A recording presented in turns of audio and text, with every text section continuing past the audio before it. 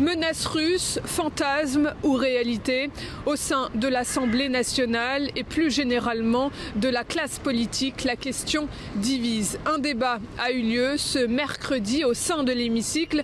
Objectif du gouvernement, convaincre les députés de voter symboliquement en faveur d'une hausse du budget de la défense de 6,7 milliards d'euros pour une dotation globale de plus de 57 milliards.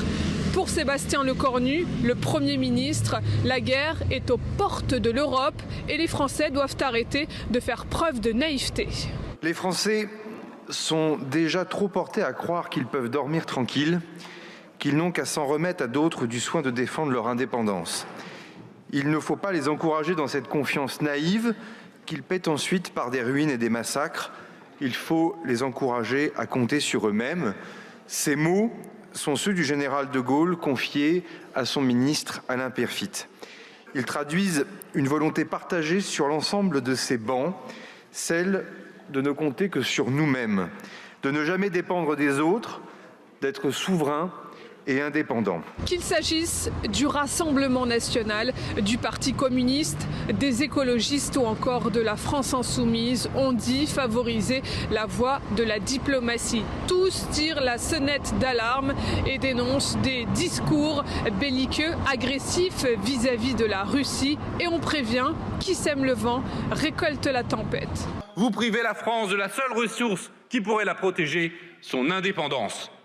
Et vous y ajoutez depuis 2 ans une rhétorique belliqueuse que vous répétez, martelez, imposez dans le débat public. Une rhétorique qui obscurcit les esprits et ouvre la voie au scénario du pire.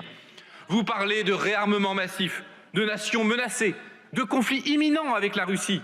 Vous allez jusqu'à faire dire au chef d'état-major des armées qu'il faudrait accepter l'idée de perdre nos enfants.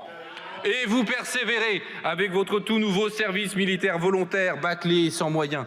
Au début du siècle précédent, on appelait cela le bourrage de crâne, de la propagande pure et simple, à force d'asséner que la guerre va advenir, que rien ne peut l'empêcher. On finit par ne rien faire pour l'empêcher et on l'obtient. Vous ne cessez d'affirmer que qui veut la paix prépare la guerre. Rien de plus faux. Si l'on veut la paix, on prépare la paix par tous les moyens possibles. La guerre n'est jamais une fatalité, c'est toujours un choix politique. Notre peuple n'en veut pas. Sans surprise, au sein de l'OTAN, on confirme l'existence de cette menace russe et on prépare les esprits à la guerre.